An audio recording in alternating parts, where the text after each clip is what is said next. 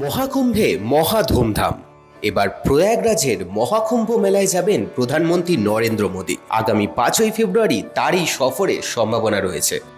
জানুয়ারি মাসের 13 তারিখ থেকে প্রয়াগরাজে শুরু হয়েছে মহাকুম্ভ মেলা। 26শে ফেব্রুয়ারি পর্যন্ত এই মেলা চলবে। বিশ্ববিখ্যাত এই ধর্মীয় অনুষ্ঠানে ইতিমধ্যেই অংশগ্রহণ করেছেন 8 কোটিরও বেশি মানুষ। মহাকুম্ভে অংশগ্রহণের জন্য দিল্লিতে গিয়ে নরেন্দ্র মোদীকে আমন্ত্রণ জানান উত্তরপ্রদেশের মুখ্যমন্ত্রী যোগী আদিত্যনাথ। এরপরেই মহাকুম্ভে অংশগ্রহণের ইচ্ছা প্রকাশ করেছেন স্বয়ং প্রধানমন্ত্রী।